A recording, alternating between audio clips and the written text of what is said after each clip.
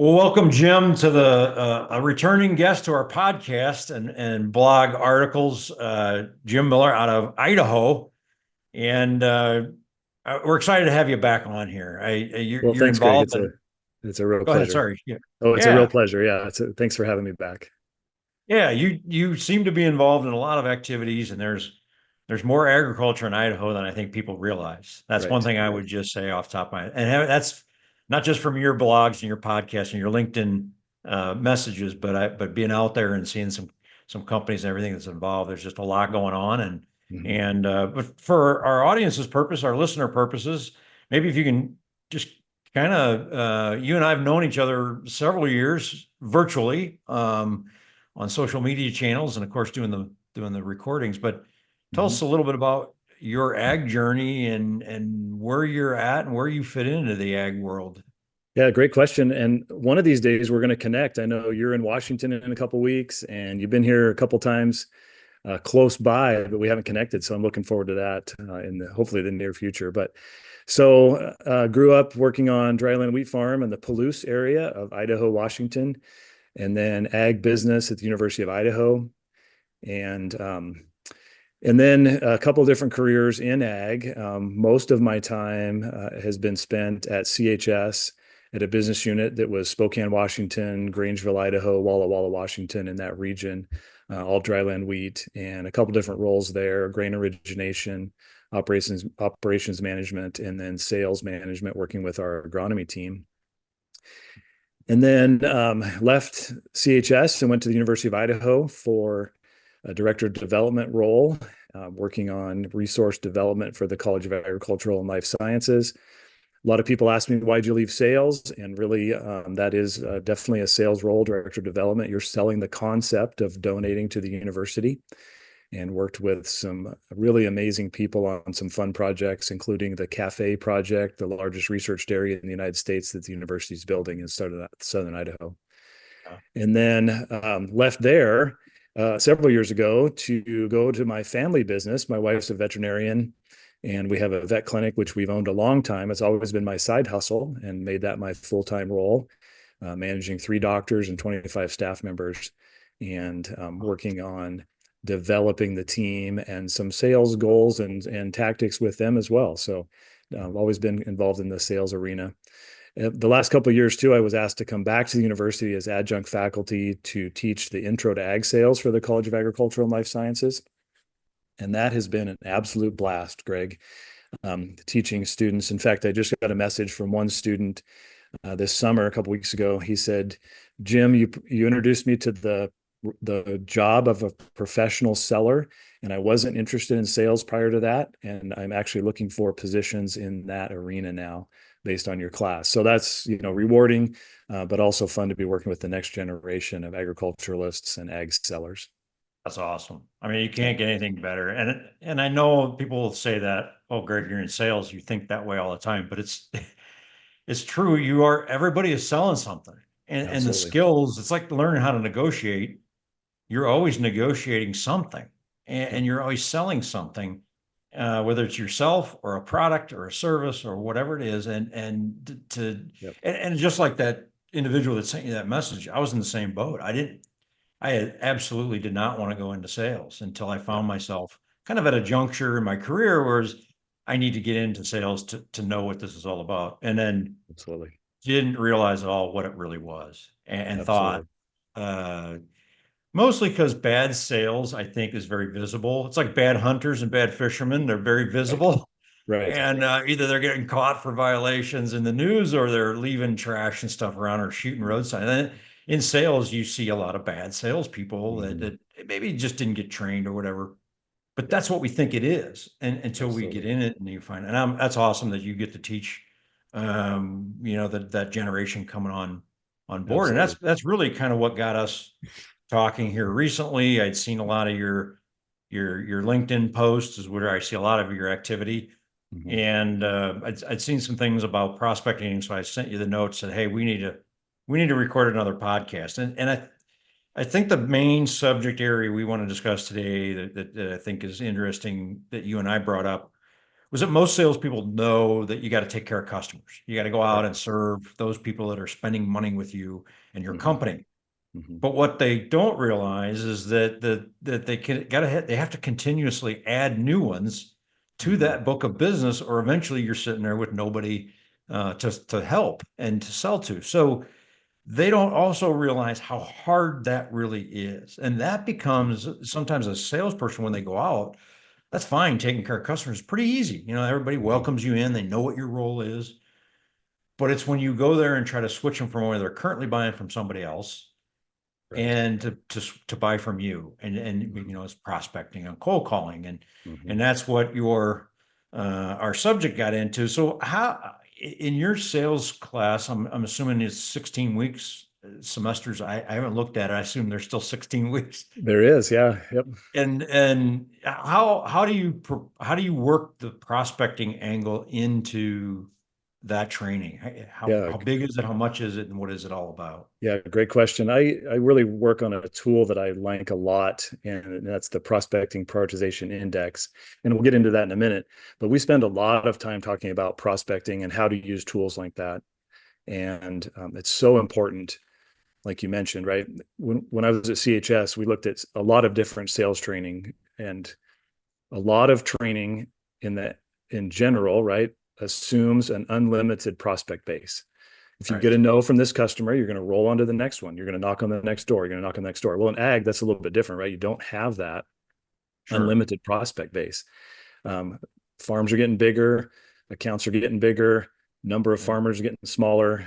So you're losing prospects all the time, and so you are going to be losing customers all the time as part of that normal attrition. And right, Sure. let's face it, you're not going to make everybody happy. Somebody's going to be mad at you down the road. So there's always constant churn of customers. And so you need to be prospecting significantly. And does that mean 10% of your time? No. Does that mean 50% of your time? No. Kind of depends on your career, depends on where you're at, ebbs and flows of your customer base. But good sellers are always prospecting. You're always in the coffee shop talking to somebody. You're always in line at a restaurant. What do you do? Well, you strike up a conversation, and you're prospecting when you're doing that, right? You're always Sure. looking for additional contacts and additional leads.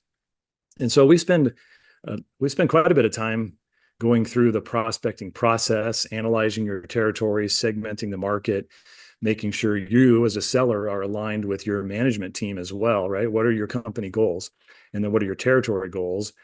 And are you trying to increase share of wallet? Are you trying to increase market penetration? Are you rolling out new products or services? All of this will vary your amount of prospecting that you're presenting. So Right. you work through that whole process, and one of the things we talk about in class, which I actually used at CHS also, was the Prospecting Prioritization Index. We were Sure. introduced to that through some sales consulting firms that worked with us, that kind of trace their roots back to Purdue University and some of the sales training that Sure. Scott Downey does there.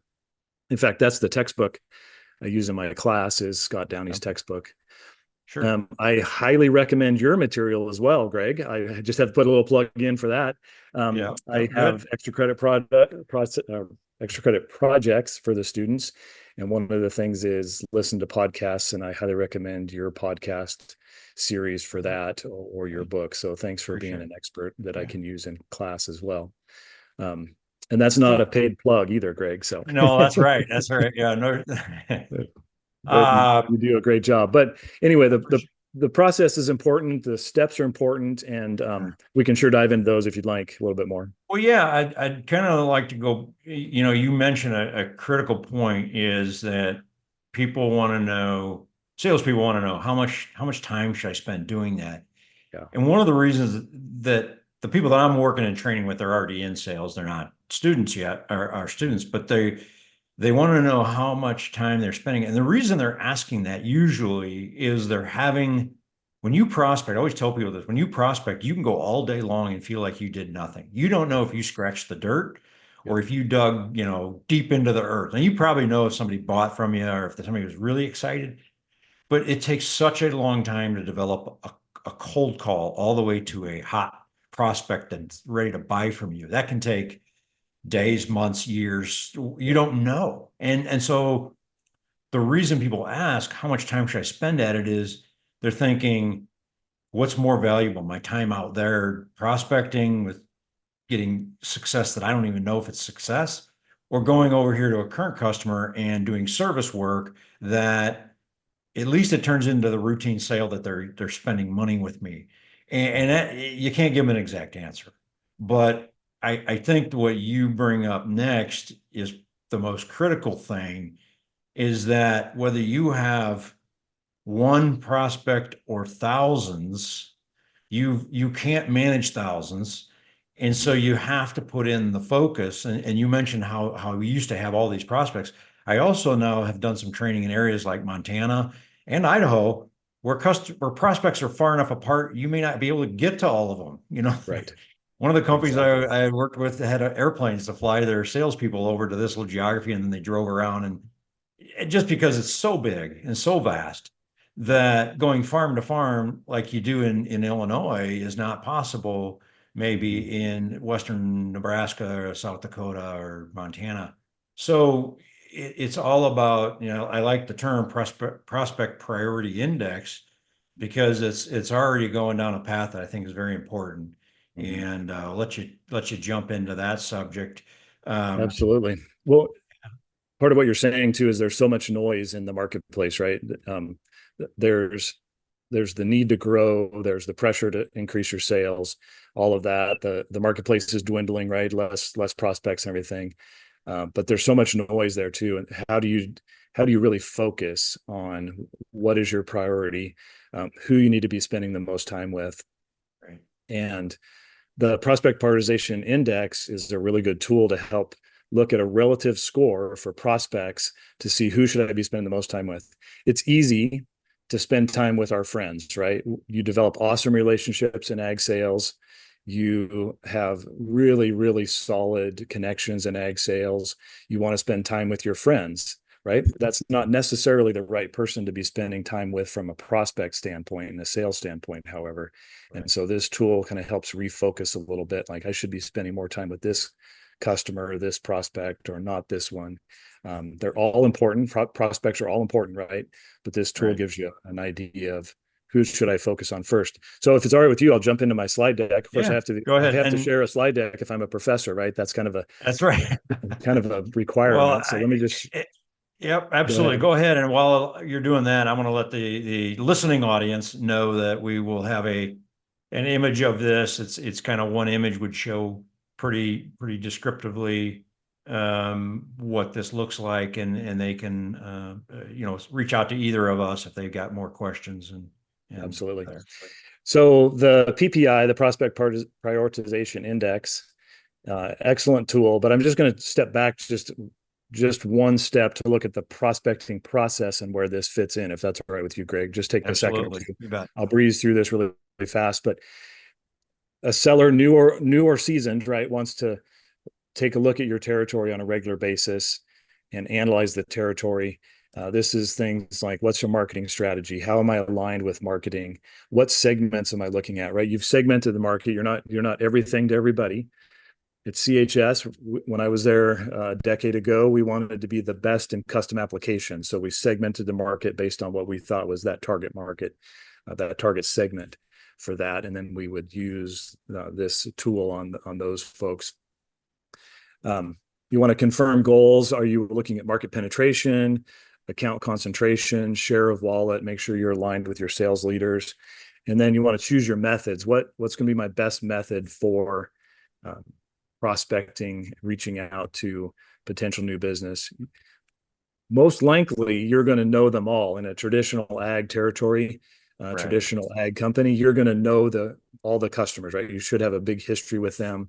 You're not going to be doing business with all of them, but you should know them. So cold calls are, a little bit of a thing most of the time, but there's also some ways to get leads and referrals. It's going to soften that, make it more of a warm call.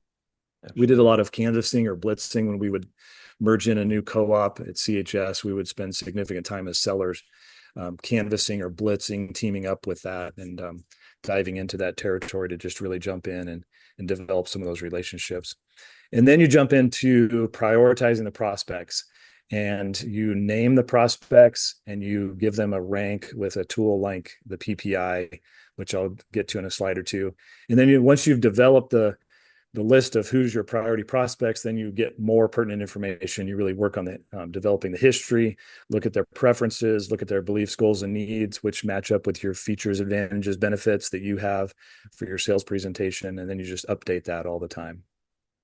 It's before you jump into the PPI, I mean, is, and I routinely, um, and that is, these steps seem very obvious when you look at them, but even your most experienced salespeople need a gentle reminder now and then as to as to actually implementing and executing some of those steps. And I find people have been in, and especially nowadays when sales training, we used to be every year we'd go to the training. That got cut out about 10, 15 years ago. And it's kind of the reason I do what I do, but is you see where people went through it years ago, they knew how to sell, and then they kind of just slipped into a pattern where they don't do the prioritization, where they don't do the segmentation, and they spend their time, I always call it an inch deep, a mile wide, or the reverse of that, which is niche until it hurts. And in a sense, this is what the PPI does. It comes in here, but I think I guess the point I'm trying to make is, don't assume your sales team knows how to do this just because they've signed a few customers up or they've been doing it 10 years, 15 years. And I find a lot of people who are like, well, I never looked at it that way. And I think to myself, we've been doing this a long time. Absolutely. But that's the good part of it. You can still adjust and learn and go with it. So with that, I just thought I'd make that point is yeah, that's an excellent point. And this index, the PPI, is definitely simple, right? From the 30,000 foot level, from our podcast level today, right? It sounds simple, and it is simple, and that's the beauty of it. Is it's so simple you can do this on a regular basis. You can do this at your annual sales goals, meetings. You can do this on the fly as you're working on account discovery, all of this, right? You can just be using this tool all the time.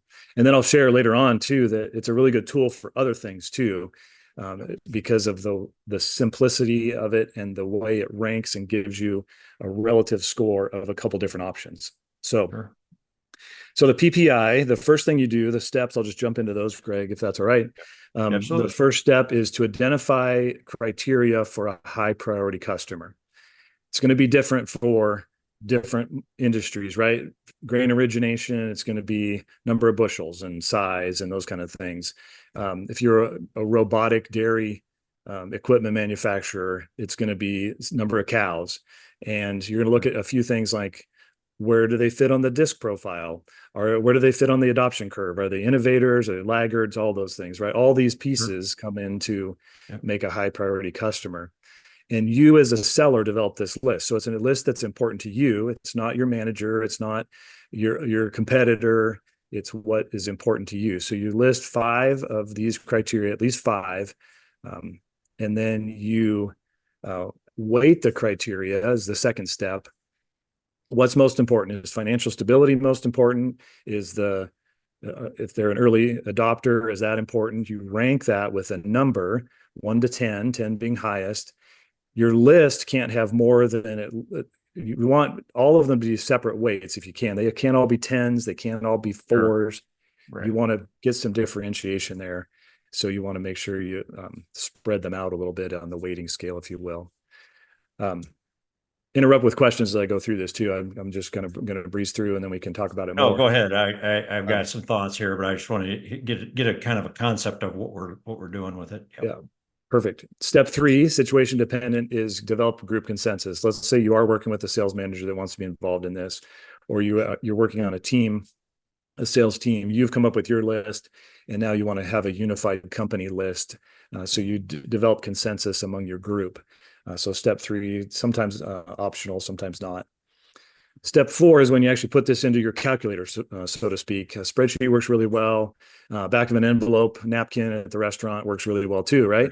You just want to list everything, all your desirable factors, you add them into your calculator, so to speak, and then you add your weight, step 5, of what they are. So in this particular case, the example I use in class to introduce this is current size, growth potential, financial stability, management ability, and then influence in the marketplace. Sure. And then I rank them, right? Current size is most important in this scenario. Financial stability and management ability are next. Growth potential, pretty high as well. And then are they influential or not? Not quite as important, but still something I thought was important for this scenario. So the step 6 is you name the prospects, right? You put the actual names on this list. For my example here, I have the Stout Ranch, the Sands Ranch, and the Black Ranch. Sure. And so those are actual prospects that I would be able to name in my territory. So then you go through and you rank them based on your criteria.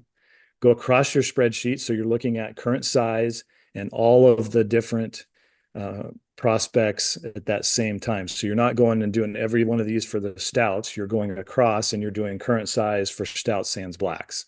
Gotcha. Because Yep. you want to look at them, each of them on that one criteria, and rank them according to that. Gotcha. So Okay. current size was most important to me. And then current size, looking at each account. Well, stouts are a little bit bigger. Blacks are next. Sands are last in this list. So I would rank them, right? Yep. None of them are a 1. They're all pretty significant size. None of them are 10. They're not the biggest producer in the area. But you rank them according to your one criteria all the way across. So I've done that for all of these different 5 criteria here. Growth potential. Stouts don't have much growth potential. Sands have a lot of growth potential. The blacks have a little bit more, they're middle of the pack there. So you go through all of these and rank all of them. And then step 8 is you just calculate them out, right? Super simple. My criteria for current size was 10. Stouts were a 9. They get a score of 90. Sands were 6. My weight was 10. They get a score of 60, and on down the list. And so you run through the calculation. That's where a spreadsheet's super nice, right? And at the bottom, you get your relative score. This is who is potentially the most important prospect to look at based on your criteria list. The stouts score 338 on this. The blacks are second at 321, and the sands are third at 300. So again, highest priority are the stouts. Relative score, right? Doesn't mean the other ones are not important at all. They're all important.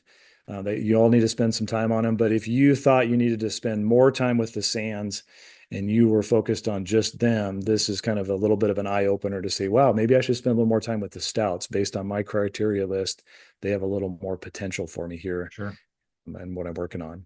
So the PPI is relative. It's not absolute. It's your top prospect based on your own weights, your own criteria. And that's where you should be spending a little more time and resources. Again, super simple to breeze through that. I'll unshare my screen, and hopefully that makes sense to everyone thinking about it. Again, just a relative score. Who should I be focusing on?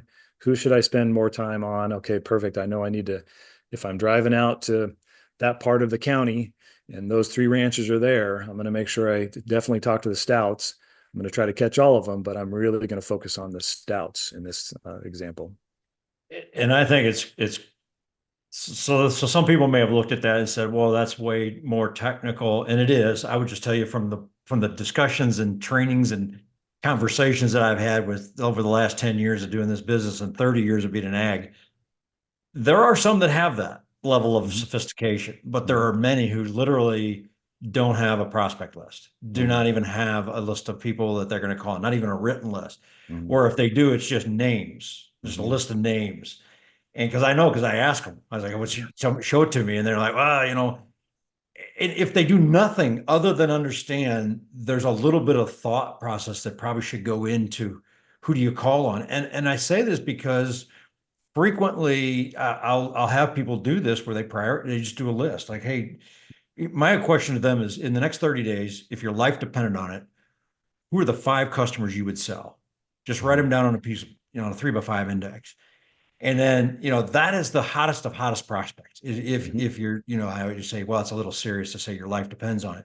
Right. and they'll do it. Then Your what I do, your paycheck could depend on it. It does well, yeah, that's depend. why I Yeah. say maybe not your life, but your paycheck and your job and Yeah. your future. And I said, okay, now let's talk about them because that's the next thing is okay, let's talk about them. Let's take one person we talk through, and they say Smith Farms and Johnson and Sands, and just like you had, and invariably within their top five, they'll have somebody that either is never going to switch to them, about to go out of business, has 10 cows or 100 acres, and it's not anywhere close to being a prospect that their manager or their company wants to sell. It's Right. just a name on a piece of paper because Right. somebody asked them to put a name on a paper. But the prioritization of some kind, and this is an awesome one, at least gets them in the idea that, you know what, I should probably be doing this somehow. Right? And again, It that puts a thing, little thought behind it, right? yeah, and that Yeah. thing of, hey, go prospect today. Well, I'll just go out that way and I'll Yeah. see who's out by their shop or who's Yeah. out by their dairy, the barn, and who I can catch and who I can find. Yeah. It takes that randomness away from that and puts an actual, and then you take your priority list, you take that list and you start implementing them in a set of selling activities. You either cold call, warm call, um, try to connect with them at a trade show. You start to, as I tell people, you can stalk your prospects, your customer. Exactly. But they're putting stuff on the internet today that's unbelievable. You can Mhm. find out so much Yep. from a technology standpoint Yep. about that Sands farm. I know those are fictitious farms, I hope. Yeah. Yeah. Yeah, Um, they are. but you can find out so much about that as you get out there and say, the other element that struck me on your list is, and me and you talked about this, was where does customer segmentation fit in? Hmm. And let's talk about, you mentioned that your sales manager would be involved. If you Hmm. take the Palouse Valley, I don't know, maybe you've got 1,000 farmers in that market, and let's say you've got a 1% market share. So I don't know what the 10%, no, 5% market share. You got a small number, and there's a lot of prospects out there. Hmm. Um, they're all over the place from Hmm. small acreage to big acreage, Hmm. small equipment, big equipment. They're Hmm. green, they drive red, they drive blue, whatever. Right. Where does the segmentation come in before or after the PPI to say, well, these people are, they currently own mixed shed. They got green, red, and blue tractors on the farm. Hmm. Those are the priority versus someone who's all green, all red, all blue, or Hmm. whatever the case is. Where does that fit in? Yeah, great question. And Greg, at the beginning of the whole process, you'll want to segment your market before you get down into naming the prospect and prioritizing them. So Okay. you want to know that they fit into your segment already. So Okay. again, my CHS example is we wanted to be the best in custom application, right? And that's changed, right? The market has changed. That's not as such a big thing anymore. But a decade ago, we wanted to be the best in custom application. So we looked at that market really close. What does that mean? Is that a producer at 200 acres? Is that a producer at 1,000 acres? Is that a producer at 15,000 acres? And at some point, there's that sweet spot, right? You get big enough, you're going to have all of your custom application in-house. You're small enough, you have time. If you're farming a couple hundred acres, you have time to do custom application yourself, and you might have the equipment and maybe not the technology, but you're going to have the time. There's a sweet spot where you don't have the time, but you're not big enough to have the equipment and the technology, and that's the segment we were Yeah. targeting. So we would break that down through analysis. Okay, we think it's a 1,500 to 6,500 acre farmer, somewhere in there, and we would segment that market first, and that would be our funnel that we would start with, and then we would break it down from there. Okay, we know that these 15 producers in this territory are in that range, and that's easily accessible data, historic from us, or the government lists or whatever, right? You can figure that out. And Sure. then we would take it from there and work through the process and get down to prioritizing. Okay, we have That's the great. segment. We know there's 15 or 50 or 400 prospects in that. Let's get down to Right. the 5 or 3 or 1 that are really the priority to talk to. Absolutely. Yeah, that's great. And again, doing this, I know that customer segmentation, which is a step before the prioritization, Yep. that's even at times, sometimes it's done naturally and in their intuition, Mm-hmm. but one of the ways that I get to that is I'll ask a person, hey, just in your imagination, describe the absolute best prospect you would call on. What do they look like? How many acres? What are their buying decisions? Kind of like you mentioned, are they on the cutting edge of technology or on the back Yeah. edge? Are they waiting? And what's their risk profile? How do they make decisions? Do they, just describe any Yep. factors. And, and if your company hasn't done it and segmented that type of, who do you best serve? And, Mhm. and Mhm. it sometimes it blows our mind, and then we start comparing notes, what people think. And a lot of that depends on the salesperson. There's people who Absolutely. love to be the technology expert, the dairy herds, dairy consultant. And there's people who want to sell the 38% dairy pellet, and that's all they want to sell Yep. and Absolutely. make it Absolutely. work. And I'm going to serve in different ways. And so I think this all gets people thinking so much uh, It sure does. And I like that better. list too. That list you mentioned, Greg, that's the beginning of your criteria for a PPI. What's your best prospect look like? What's your best customer look like? Right. Well, they're easy to deal with. I don't have to go through the banker because they're financially stable. They Right. have really good management abilities so that they are able to make decisions and change and bring the resources together to make things happen. Right. Right. Your ideal customer is that beginning of that ideal criteria list that then you can wait on the Yeah. PPI. So yeah, that's And really and you can niche, I call it niche till it hurts. You can niche down. And if you run out of those, if you get, hey, there's only four people like that in the territory or in my area, right. and whatever, then broaden it a little bit. But Exactly. don't go broad area just because you don't want to. And I'm not saying if somebody walks into your place of business and lays down a check and buys from you, you serve them. Yep. But you Absolutely. don't go chase those people that are outside of that criteria until you run out of those, Hmm. because it's just a big geographic world in some cases, and it's a big world of for our time wise. If you're Exactly. limited on the amount of time you kind of talked on this subject of prospecting. If you're limited on prospecting, and you have to be really good at niching to this priority list and only spend time with those folks, unless you run out of those folks, and then you got to go Hmm. somewhere else. But Hmm. Yeah, you just keep working down your list, right? Pretty yeah, soon, if your list is who drives a Ford pickup that was born on a Thursday, who has a mini Australian Shepherd dog, right? yeah, You're right. You've niched yourself out of business. So right, yeah, right, yeah, yeah. yeah. But That's they're really good. probably bigger than what you think, and Yeah, and definitely, I did that exercise with one group, and the guy did a really great job, and I was just so excited as an instructor. When you hit a nerve, he's telling me all these criteria. yeah. And then I said, the last question was, I said, okay, now how many of those in your territory are there? And he's like, none, because None or it was a one, right? financial. Yeah, I'm like, well, you can't create a dream characteristic that nobody has. I get that. I mean, that's but you got to have at least one prospect in that market. Yeah, So for yeah, sure, for sure. absolutely. Hey, I'm going to Well, step back appreciate just all a the. second. Go ahead. I'm Sorry. going to Yeah. step back just a second. The PPI is an awesome tool, and I tell my students that this is the tool you need to learn because it's your professor's favorite, right? So the hint, hint, wink, wink, it's going to be on the exams. But I really like this tool because it's a relative analysis of different potential scenarios, and it can work really well for other things other than prospects.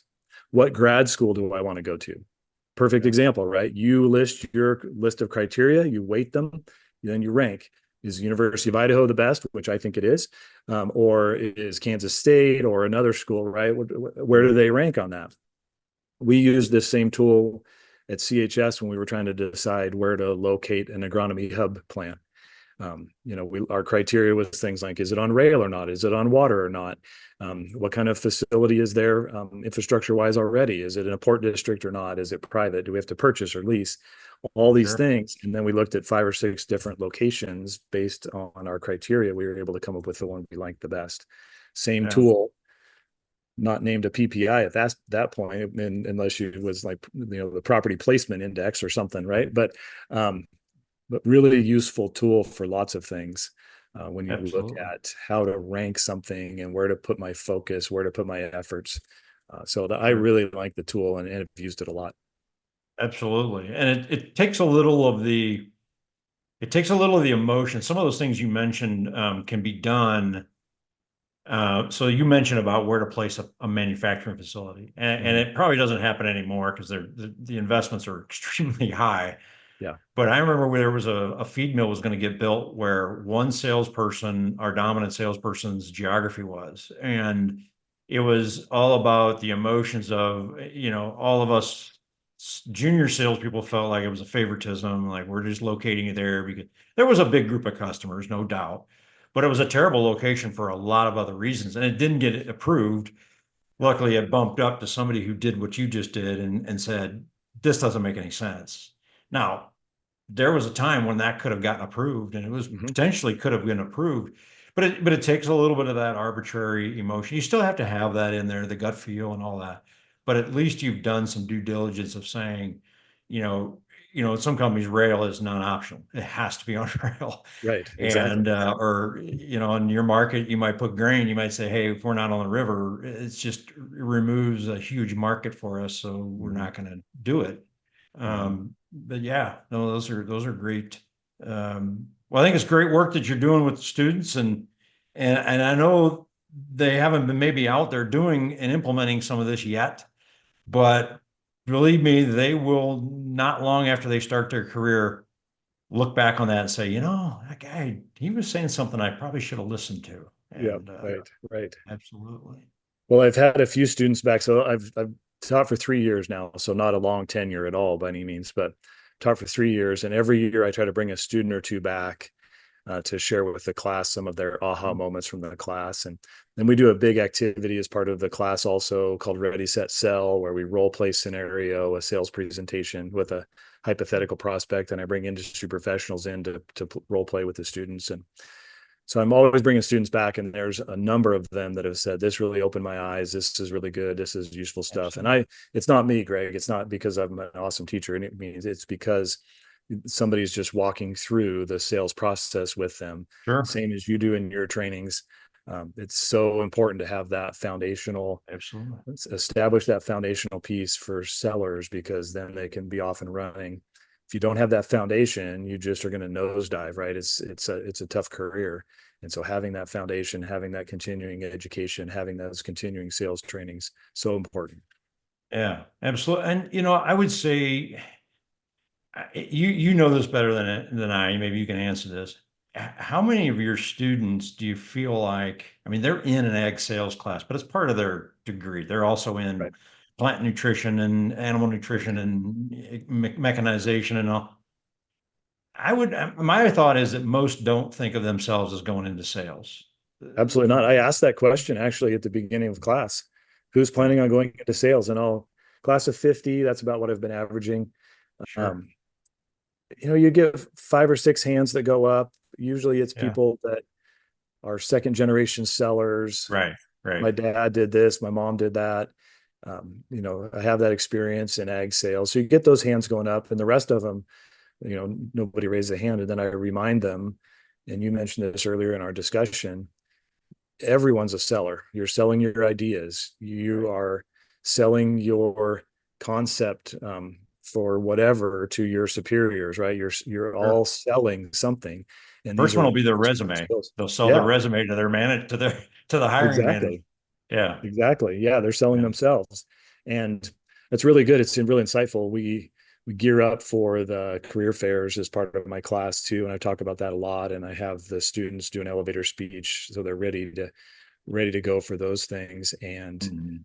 tie in some of the sales concepts to those. And because you're right, you're selling yourself all the time.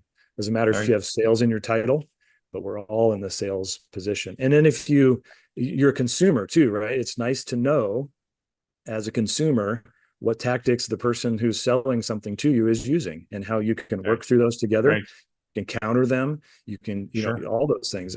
I think I feel bad for some of the sellers that call on me at the vet clinic because they don't realize I have that background, and I pick them Sure. apart, and they're all really good, and I'm not mean about it, right? But I can walk them through their process Right. really easily.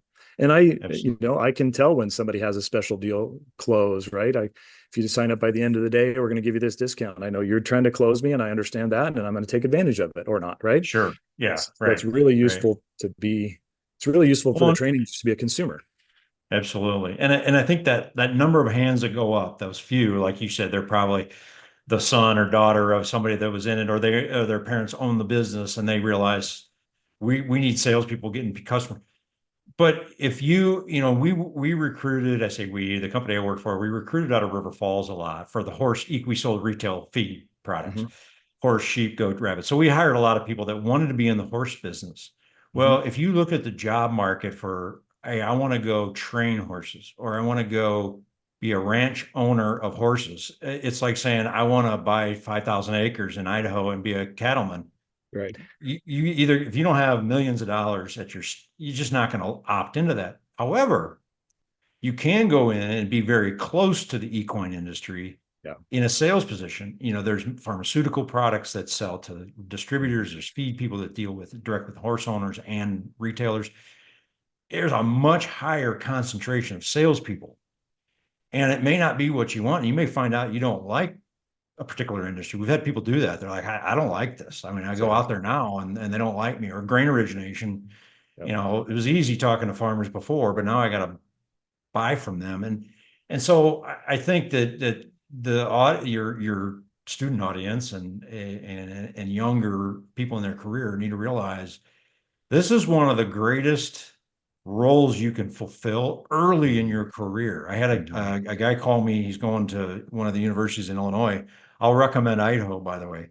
Um, and he was starting out new. He didn't have money for college, and he wanted to know. He saw my business, and he said, "Hey, would you talk to me about how do I get it into the ag field without going to college?" And I said, well, there's a lot of ways you can start at the ground level doing some labor type Hmm. things, but you can also look at right now, there's a real need for salespeople. It's a tough road, Yep. not having any experience in the business at all and not having a degree and all this kind of stuff. But I led him down that path. I said, there's certain industries. I talked to him about the industries that are really looking for a lot of salespeople. If you apply yourself hard enough and you have enough drive, you're at the core function of the business. You're Absolutely. where the resources of the company meet the Hmm. pavement. You're where they meet the customer. You're the Hmm. link pin between the whole company is built for you to have success. Yeah. And nobody else. And when I got in sales, I realized it's like this whole company. I went to a national sales meeting my first year, second year in the business, and I realized this whole industry, this whole company of thousands of people is built, designed for the salesperson to have success. And the Exactly. salesperson sometimes acts like that, you know, They're the and prima and donnas, you got right? to it's not easy, but Right. but it really is. It's all funneled to them Yeah. making the sale and keeping that customer and serving them. And so it's just a Exactly. really neat thing once you realize that it's Yeah. not what you thought it was. It's not the person who knocks on your door and tries to sell you something while you're eating dinner. It's not Yeah. that. And so Yeah. yeah, no, that's great. And then there's probably a statistic out there. I'd be really curious to know how many CEOs work up through a company through the sales function. Pretty I know high. that's pretty prevalent, right? If the Yeah, sellers are that's the fast track for management. And that's also the best pay positions too. absolutely. Managers think they're important, right? But sellers Absolutely. usually get paid better than managers. It's a And strange fact that I found out when I went to management. They said, yeah, you'll make less. And I said, okay, so I yeah, have more responsibility and make less. And I exactly. mean, there's a bonus for managers that could go higher and typically does. Yeah. But you're right. If you want to be an individual contributor and just take care of your responsible area, it is a wonderful financial structure It is. and the training is relentless. They're training you Hmm. on, especially in the agronomy, it's Hmm. constant product training and Yeah, how to implement because you got to know it to do your job. So, I sure. mean, I know we're both salespeople beating the drum about sales, but uh, it's a wonderful thing, It and I is. appreciate you joining me on the podcast here today and the webcast, and we'll have it out there for folks. Our contact information will be in there, and if people have questions, I'm assuming they're certainly welcome to reach out to me, and they can find us both on LinkedIn. That's where I'm Absolutely. at a couple times a Absolutely. day doing something. So Absolutely. It's an absolute pleasure, Greg. Thank you very much. you bet. Take care.